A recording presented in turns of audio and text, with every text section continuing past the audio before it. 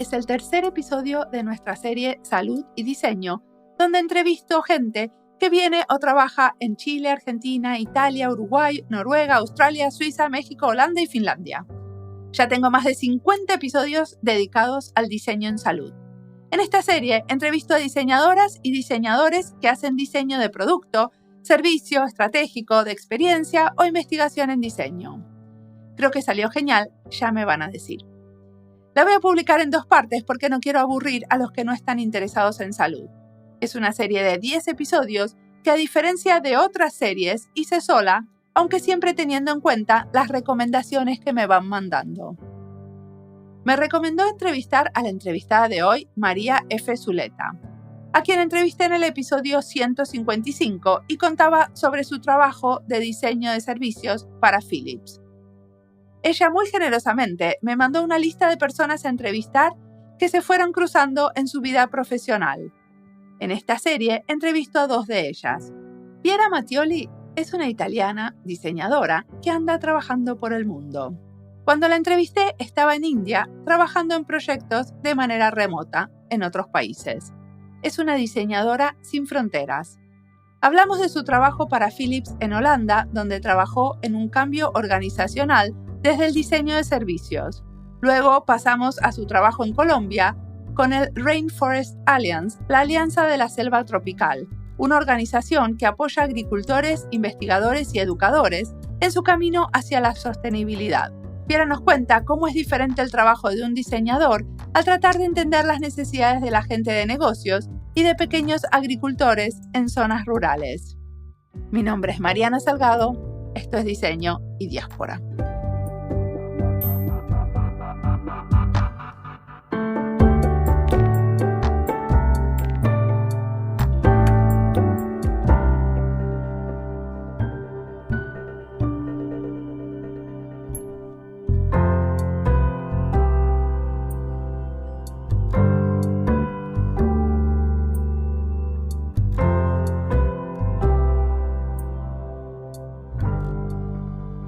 Hola Mariana, hola a todos. Soy Piera Mattioli, italo-argentina. Soy diseñadora de servicios. Estudié diseño de servicios en Milán y desde que terminé mi carrera he trabajado como diseñadora de servicios en Milán, en Buenos Aires y en Ámsterdam, hasta que en agencias. Y hasta que el COVID llegó y decidí ser freelance, por eso hoy soy una freelance service designer y trabajo entre el mundo de service design y de innovación. Y bueno, me encanta este mundo y me encanta este trabajo. Pero aparte trabajas remoto, ¿dónde estás hoy? Yes. Hoy estoy en India. Son 3 años que trabajo en remoto, que viajo y trabajo y me encanta porque total al día de hoy los equipos con los que trabajamos son internacionales. Por eso realmente no necesito estar en un lugar en particular. A veces sí me mandan a hacer talleres o design sprint. He ido a Colombia, República Dominicana, Ámsterdam. Dependiendo del proyecto, me mandan a trabajar en algunos lugares y yo aprovecho y me quedo 1 o 2 meses más a explorar el lugar y trabajando de remoto. Y sí, en este momento estoy en India, que me está fascinando. ¿Y te mandaron a trabajar ahí o fuiste de propia voluntad? No, de aquí vine de propia voluntad. Sí. Trabajaste mucho tiempo como freelancer para el equipo de Philips de salud, ¿cierto? Sí, trabajé unos 4 años para el equipo de Service Design de Philips. ¿Y qué estuvieron haciendo? Realmente fue un percurso increíble. Fue en el 2019, yo estaba trabajando para una agencia en Holanda, Essence, y trámite de la agencia empecé a hacer una consultora para Philips, que después yo digo siempre que realmente fue trabajar con el equipo de Philips, porque siempre me sentí parte y siempre me sentí un miembro más del equipo. Al comienzo, cuando yo empecé, el equipo de Service Design era muy pequeño, éramos como 3 personas. Entonces fue empezar a hablar de Service Design, empezar a mostrar lo que significa pensar en experiencia, y lo que hicimos fue empezar a analizar la experiencia digital de los clientes de Philips. Philips vende maquinarios para los hospitales, por eso los clientes de Philips son todas esas personas que interactúan con esos maquinarios y los departamentos de los hospitales. Entonces, cuando empezamos a analizar la experiencia digital, lo que vimos es que había muchas aplicaciones que no estaban interconectadas, los clientes tenían que hacer el login diferentes veces, no había intercambio de data.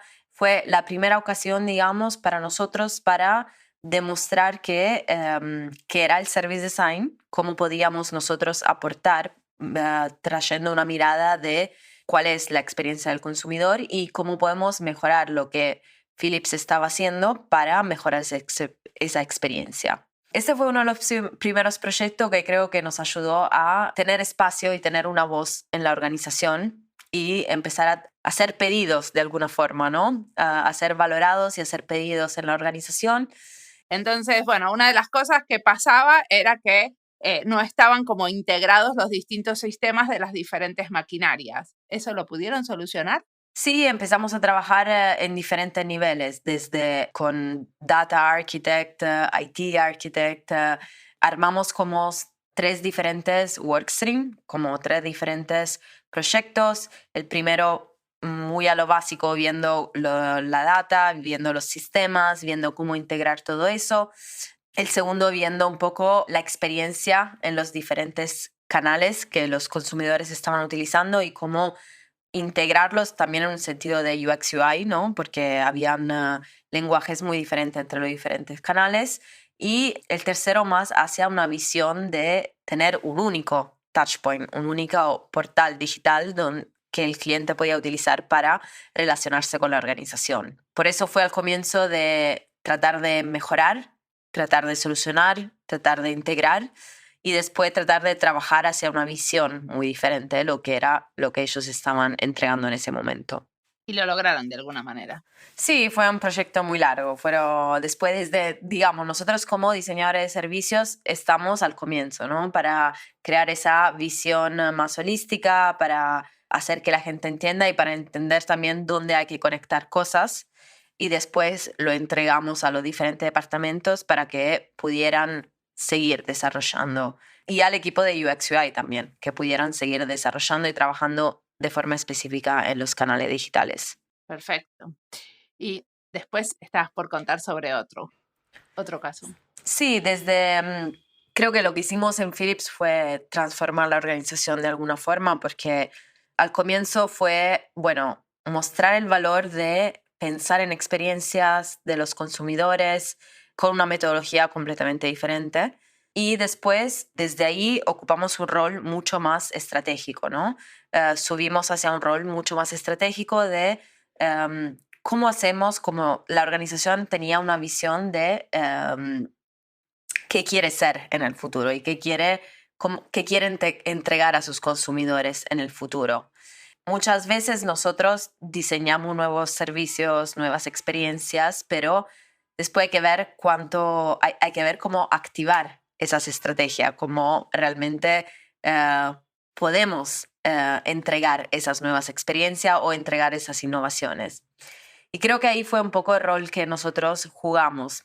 O sea, al comienzo fue de construir una visión, visualizar y construir una visión común entre los diferentes departamentos, que era lo que Philips quería entregar. O sea, para darte una idea, ellos querían innovar, ellos venden maquinario para hospitales, no vendiendo en maquinarios, pero yendo a otro modelo de negocio que es pay-per-use, ¿no? Pagar por el uso del maquinario, que es un modelo completamente diferente. Entonces, para entregar esta innovación hay que, antes de todo, repensar la experiencia que el consumidor vive, porque lo que estamos hablando es un cambio de ir desde una relación más transaccional hacia una relación más de partnership, más de socios. Más de socios, exacto. Entonces, obviamente, porque... Pero en realidad, lo que están haciendo es cambiando de un sistema basado en producto a un servicio, porque ahí lo que Philips vendería es el servicio de tener siempre las máquinas operativas. Exacto. Entonces vos le vas cambiando las máquinas, las vas reparando, le das una máquina a otro, ese tipo de cosas. Exacto. Y entonces en este cambio hay que garantizar que el maquinario esté siempre funcionando, porque es interés de Philips y es interés del consumidor que el maquinario esté siempre funcionando, porque más funciona y más Philips va a ganar plata sobre ese maquinario, ¿no? Para dar un ejemplo. Y la relación cambia completamente con el consumidor. No es una relación donde el equipo de venta va al hospital y trata de vender todos los maquinarios posibles. No, es una relación donde el equipo de venta va al hospital, trata de entender las necesidades, diseña una solución que está adaptada a esas necesidades del consumidor y después es una relación que sigue creciendo. No es que termina en el momento de venta, pero es una relación que hay que seguir construyendo para ver cómo están funcionando los maquinarios, qué está funcionando, qué se puede mejorar, para garantizar que en esta relación se pueda constantemente entregar valor al consumidor. Entonces es un cambio de experiencia, pero también es un cambio de mentalidad muy grande. Y cuando se hace un cambio así, que es un cambio más estratégico, hay que entender que las organizaciones son sistemas muy complejos y hay que entender que para cambiar o para entregar algo tan innovador hay que hacer muchos cambios en diferentes niveles, como por ejemplo, cuáles son las métricas que se utilizan para evaluar el equipo de venta. ¿Es el número de equipos que venden o es la satisfacción? O el número de suscripciones, ¿no? O cuántas veces han ido al consumidor a chequear cómo el consumidor está performando con el maquinario y cuánto está satisfecho, ¿no? De esa relación con la organización y con el equipo de venta. Sí. Como diseñadora de servicio, para mí fue uno de los proyectos más interesantes, diría, en los que he trabajado, porque realmente hicimos un trabajo de ir más allá del Service Blueprint, que es una de las herramientas del Service Design, porque el Service Blueprint, ¿cuál fue el proceso para analizar, ¿no? Todas estas dimensiones? Antes fue crear la visión de esa experiencia que queríamos entregar, y para crear visiones creo que es muy importante visualizar, pero también el storytelling que utilizamos, ¿no? Y también lo participativo, porque ustedes hicieron participar a todos los departamentos que se incluían alrededor de esto de las maquinarias. Obvio, eso creo que es el número uno.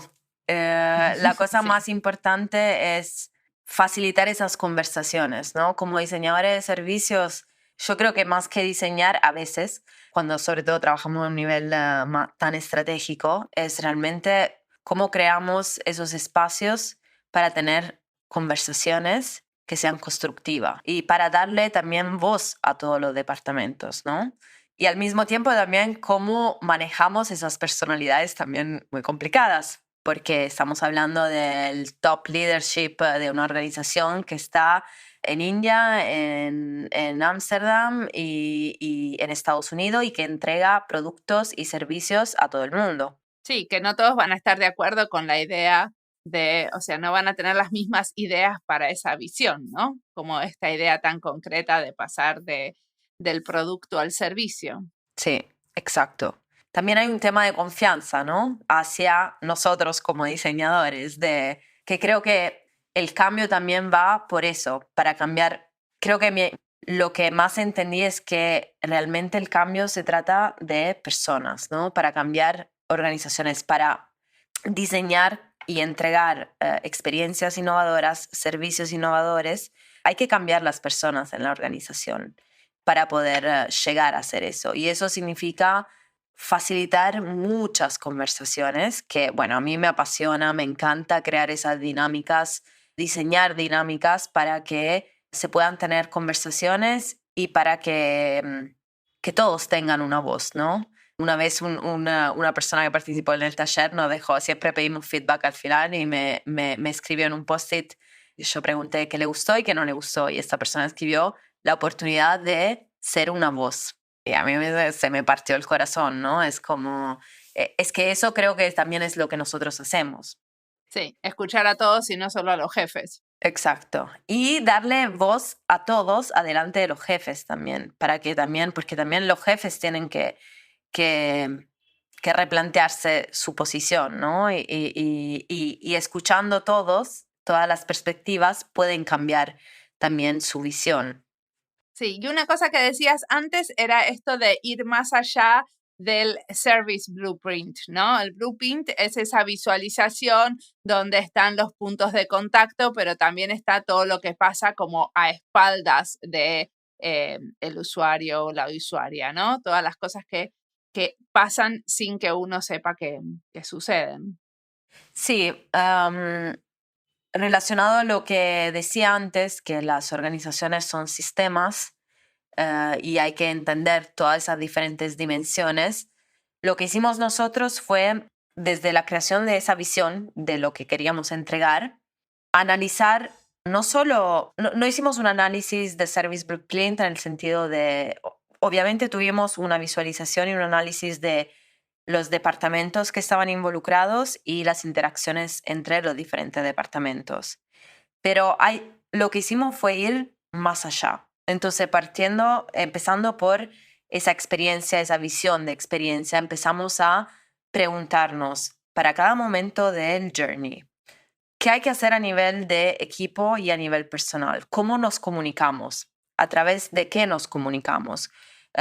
¿Cuáles son esas métricas que utilizamos para evaluarnos? ¿Cuáles son esos modelos mentales que hay que tener para entregar esa experiencia? Y también a nivel organizacional, de cultura, ¿cómo fomentamos una cultura que nos ayuda a entregar esa experiencia? Y fue un ejercicio que hicimos de nuevo colaborativamente con todos los stakeholders principales de la organización, de ir fase después de fase, step by step, de la experiencia que habíamos diseñado, de esa visión que habíamos diseñado, analizando realmente esas dimensiones que habíamos detectado que necesitaban cambiar. Y decime una cosa, con el tema, por ejemplo, de las métricas, ¿qué métricas cambiaron para realmente poder pensar en la experiencia de una manera más humana?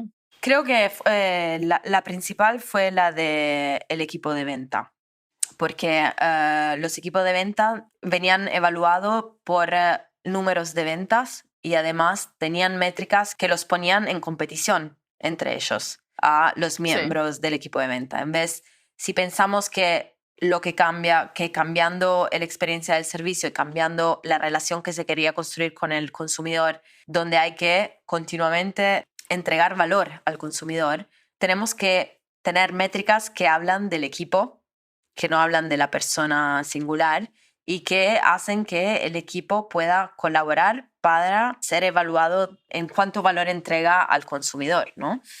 Después, lo que hicimos nosotros fue reportar todo lo que tenía que cambiar y de qué forma. No entramos en el detalle después del desarrollo de ese cambio, ¿no? Fue más dar esa visión holística de todas esas dimensiones y qué parte de esas dimensiones tenían que cambiar, pero después de nuevo fueron los diferentes personas con las que colaboramos de los diferentes departamentos que implementaron después ese cambio. ¿Y eso te parece que tiene algún problemita, eso de armar la visión y después de que otro lo implemente, o lo ves que eso fluye muy bien y tiene su razón de ser?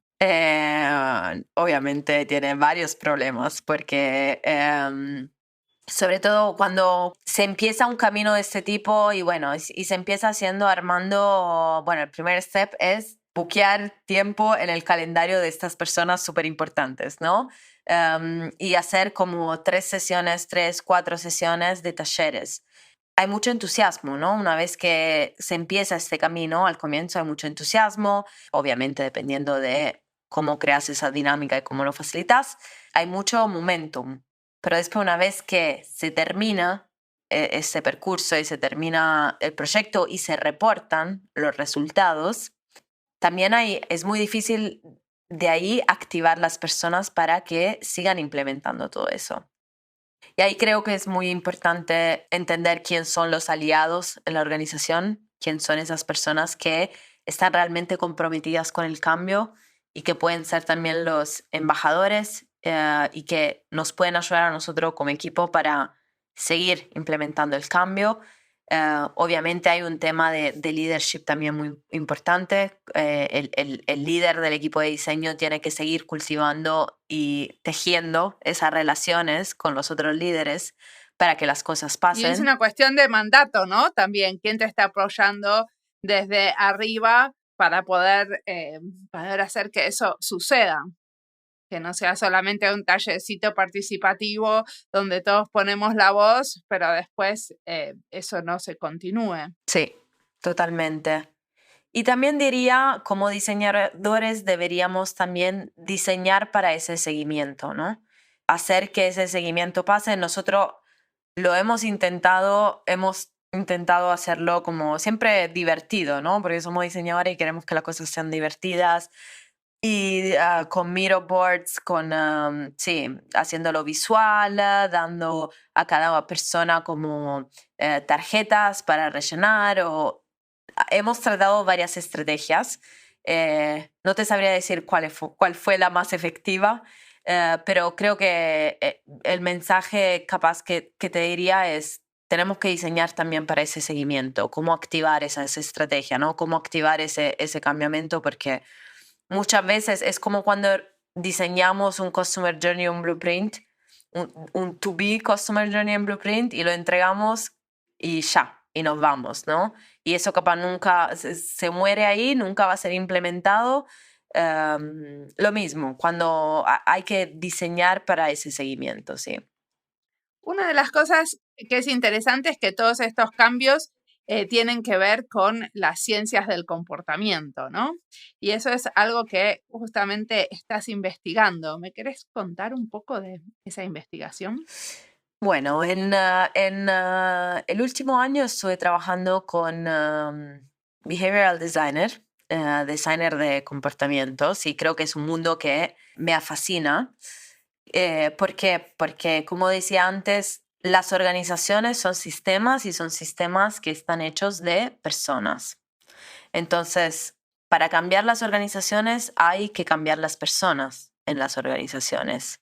Solo así podemos realmente obtener el cambio. Sí, no cambiar a Juanita por Susana, sino cambiar la actitud. ¿A eso te referís? Sí, exacto.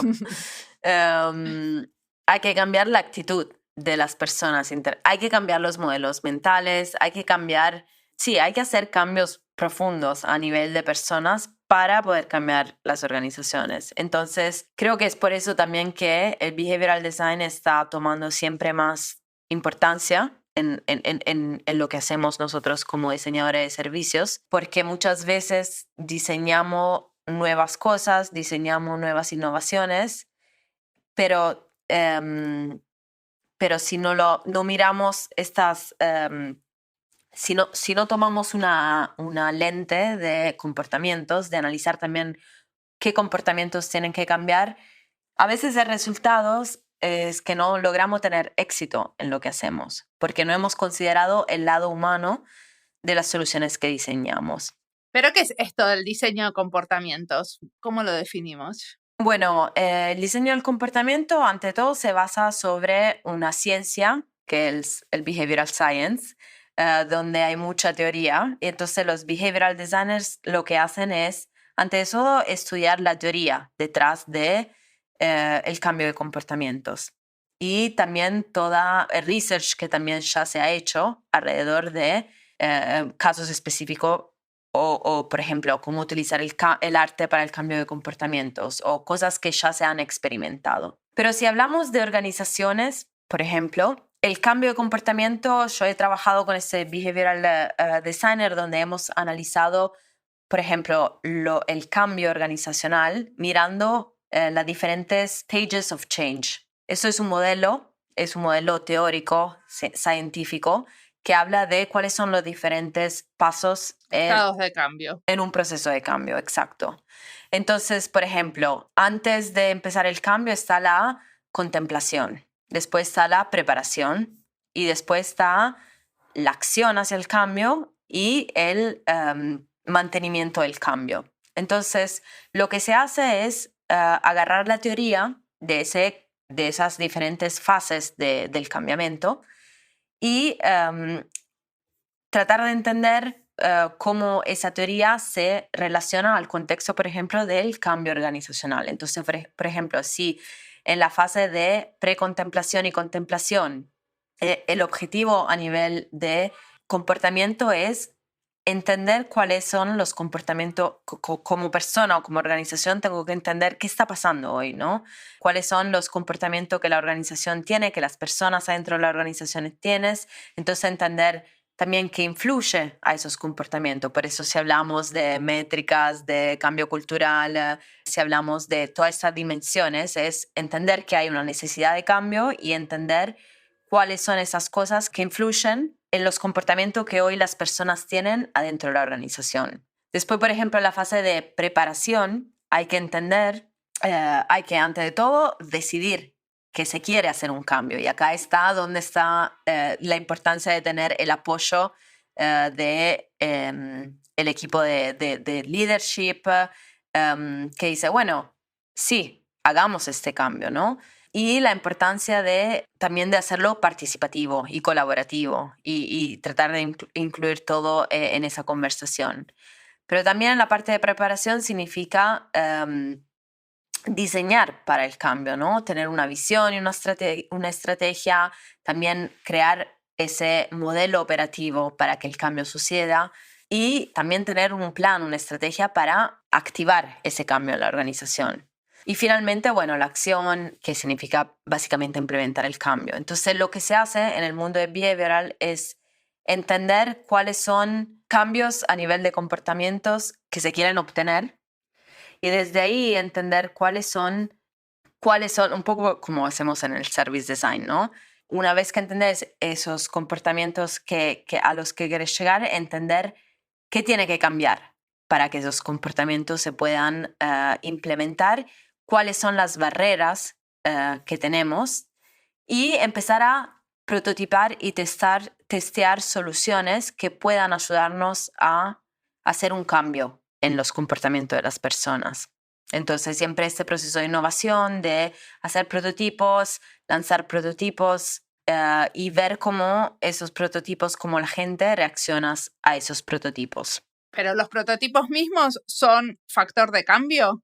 Sí, los prototipos mismos son factor de cambios y pueden ser prototipos simples como, por ejemplo, crear un evento para que las personas puedan rearmar su agenda, ¿no? Si hablamos, por ejemplo, de cambio de comportamientos para que se puedan tener meetings más eficientes, ¿no? Para que si hablamos de cambio de forma de trabajar, queremos que la organización pueda agendar meetings solo cuando sea realmente necesario o invitar a las personas que son realmente necesarias. Entonces, un prototipo puede ser una call, un llamado con un grupo específico de personas que son con las que se va a testear la solución y hacer que todos borren sus meetings en su calendario y que se reagenden meetings solo en base a parámetros definidos. Entonces, es un prototipo muy simple, es un evento y es una acción, pero viendo después, implementándolo y viendo cómo esto afecta a la forma de trabajar, nos ayuda a entender si esta estrategia funciona o no. Y después, si funciona, capaz implementarla con muchas más personas adentro de la organización. Perfecto, entendido. Me gustó lo de las reuniones.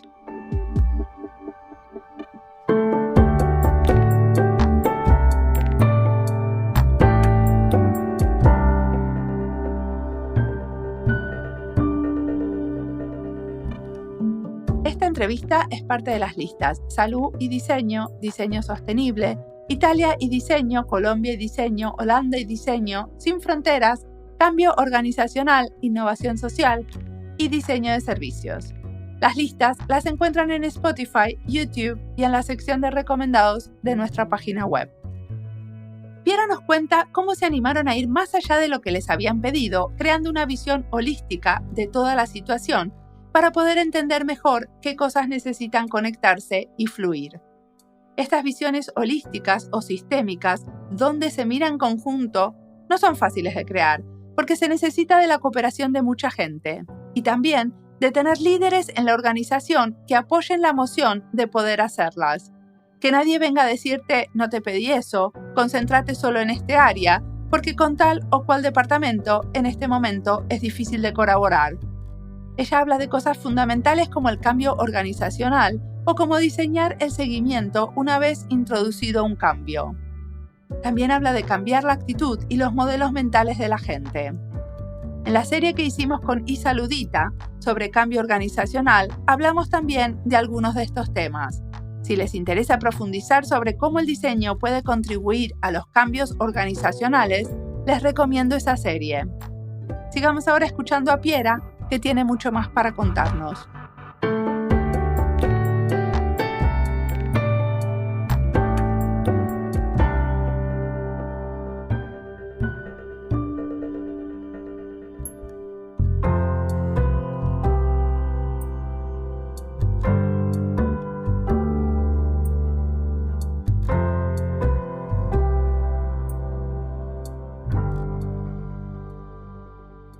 Y ahora estás trabajando en otro proyecto sobre Rainforest Alliance.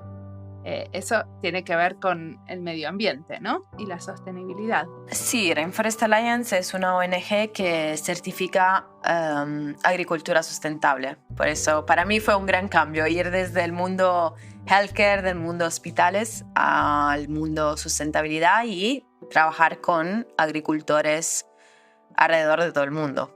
Ok, ¿Y eso cómo sucede? O sea, ¿te fuiste del equipo de Philips a hacer otras cosas como freelancer? Sí, por un año estuve trabajando para las dos organizaciones y después, desde el año pasado, que simplemente me dediqué a Rainforest Alliance. Y bueno, creo que en los últimos años he tratado de moverme más en el mundo de social innovation, de innovación social. Entonces, bueno, me encanta la innovación aplicada al mundo social y ver cómo podemos contribuir a la creación de un mundo mejor. Por eso me gustaría poderme enfocar solo en esto de ahora hacia adelante. Y decime una cosa, ¿qué hace esta Rainforest Alliance, que sería como una alianza por la selva? Es una ONG que tiene dos clientes. De un lado trabaja con los agricultores para ayudarlos a implementar prácticas sustentables, pero también para tener más plata de esas prácticas sustentables que implementan. ¿Y cómo lo hacen? Vendiendo el sello, que es una rana, a organizaciones como Nestlé, Nespresso, digamos, empresas que tienen que comprar productos como café, cacao, y quieren ser certificados sustentables. Por eso, cada vez que se desarrolla una nueva proposition en Rainforest Alliance, siempre es pensando que hay dos clientes, hay dos consumidores y hay que entregar valor a ambos, ¿no? Los productores de un lado y del otro lado los agentes del mercado. ¿Y cuál es tu rol ahí? ¿Qué haces? Ahí estoy trabajando con el equipo de innovación. Y para mí fue un cambio en el sentido de implementar en mi metodología y en mi práctica procesos más de innovación. ¿Qué significa eso? Como diseñadora de servicios, siempre estamos analizando la experiencia, diseñando nuevas experiencias, Customer Journey, Service Blueprint.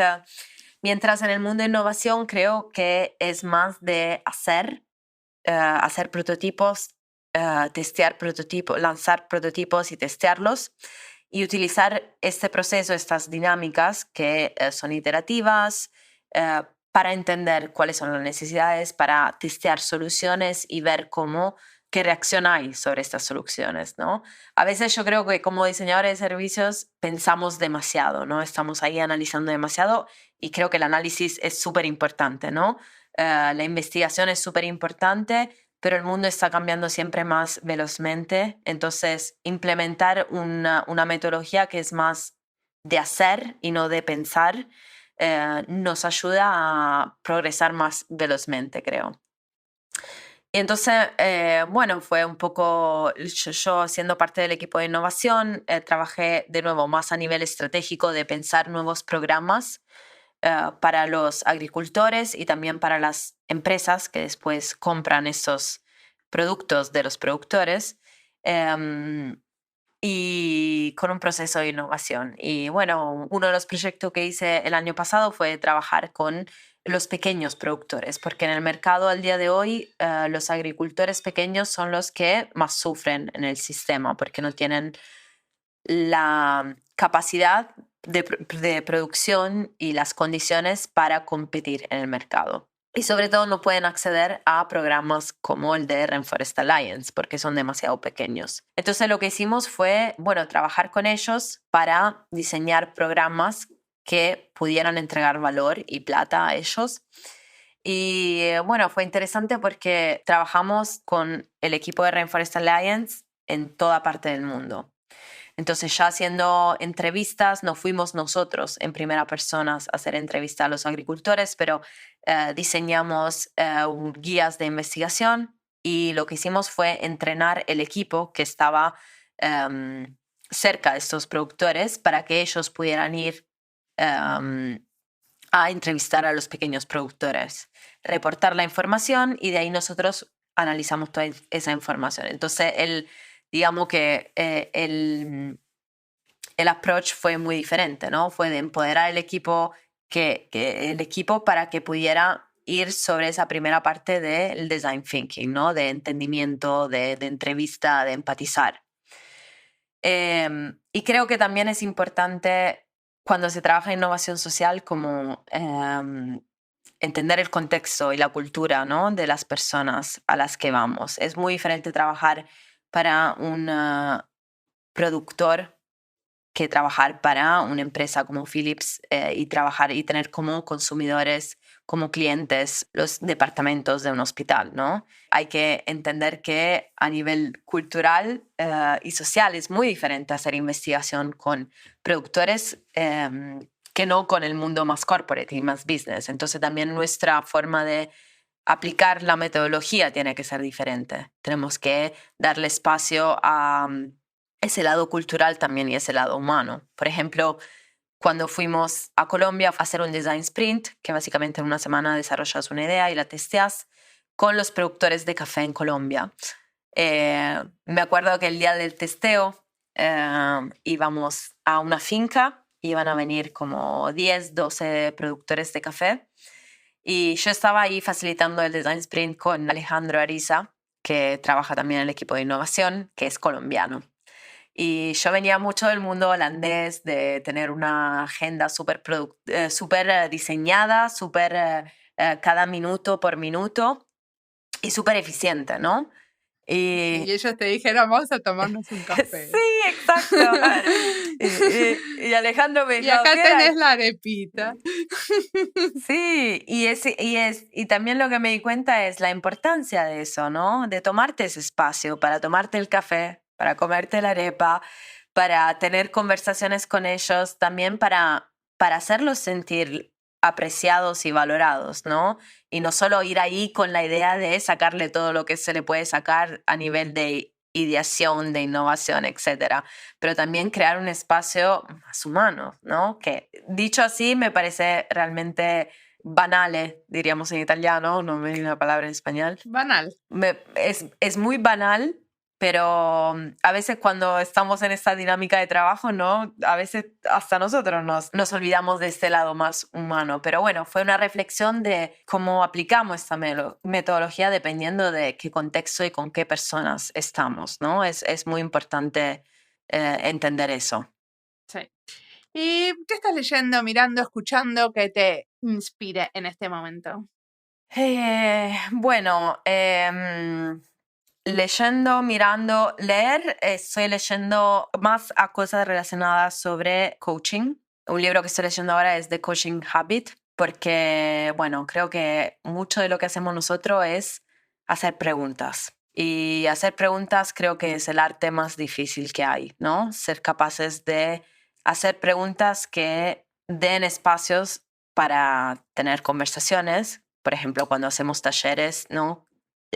Creo que más que las dinámicas es qué tipo de preguntas diseñamos para que se pueda tener ese espacio de conversación. Entonces, el mundo del coaching es interesante, me parece interesante por esto, porque nos ayuda a Bueno, este libro que estoy leyendo se basa habla de 7 preguntas que hay que hacer, ¿no? Que son preguntas ya prediseñadas. Pero bueno, es interesante, me parece interesante por esta búsqueda que yo estoy haciendo de cómo diseñar preguntas, que para mí es la cosa más difícil que hay, pero al mismo tiempo... eso lo tengo que leer yo también para aprender a hacer mejores preguntas para las entrevistas. Sí, lo aconsejo. Sí, y es un libro bastante fácil de leer. Perfecto. ¿Algo más? Y bueno, y últimamente lo que estoy haciendo es estudiar un poco más de behavioral design, que es algo en el que me gustaría crecer o por lo menos entender más. Creo que es una ciencia de por sí, pero me gustaría entender más cómo aplicarlo al mundo del diseño de servicio o al mundo de innovación. Estoy haciendo unos cursos, pero bueno, es un mundo que aconsejo mucho mirar y que aconsejo mucho leer. ¿Y qué estuviste leyendo de diseño de comportamiento que está bueno? Mira, Mariana, te lo voy a buscar y te lo voy a mandar. Bueno, dale. Sí, mucho sobre las fases, stages of change. Los estados de cambio. Los estados de cambio, exacto. Entender los estados de cambio para diseñar para ese cambiamiento. Y en el futuro dijiste un poco que tenés más ganas de hacer este tipo de trabajos con ONGs y en relación a lo sustentable. ¿Hay algo más que quieras decir sobre qué tipo de cosas te parece que vale la pena hacer en el futuro? Yo personalmente sí me gustaría, creo que deberíamos todos cuestionarnos cómo estamos aportando al mundo en el que vivimos, y creo que el mundo nos necesita como diseñadores de servicios por la mirada que podemos aportar, por la metodología que podemos aportar. Capaz el mundo no sabe que nos necesita, pero el mundo nos necesita. Por eso yo personalmente me gustaría más enfocarme, ahora estoy soñando con trabajar en waste management, en cómo... En gerenciamiento de la basura. Exacto, porque es un problema bastante complejo y la complejidad me encanta, y porque más viajo a los lugares más lindos del mundo y más basura veo por todos lados. Pero bueno, en general yo creo que todos nosotros nos deberíamos preguntar eso un poco, cómo estamos aportándole al mundo y quién nos necesita y cómo podemos contribuir al desarrollo de un mundo mejor, porque realmente creo que lo que nosotros podemos aportar es realmente necesario. Muchas gracias por la entrevista. Gracias, Mariana, un placer.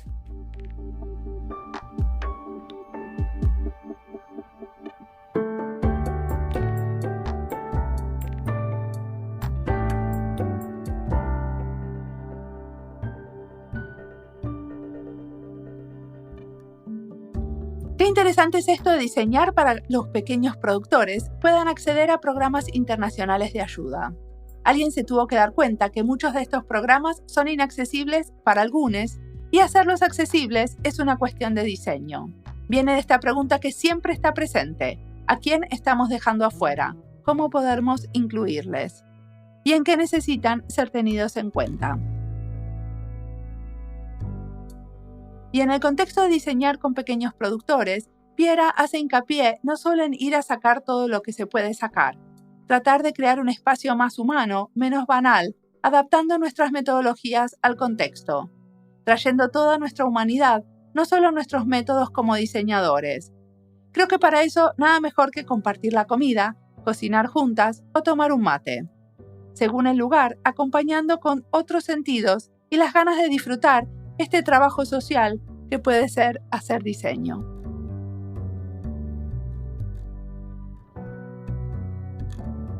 Como siempre, la música del podcast es de Antonio Zimmerman, el diseño de sonido es de Andy Fechi. Este podcast está publicado con licencia creativa común con atribuciones. Esto fue Diseño y Diáspora. Pueden seguirnos en nuestras redes sociales en YouTube, Instagram, LinkedIn y X o Twitter, o visitar nuestra página web diseñoydiaspora.org. No olviden recomendarnos y recomendar nuestros libros. Nos escuchamos en la próxima.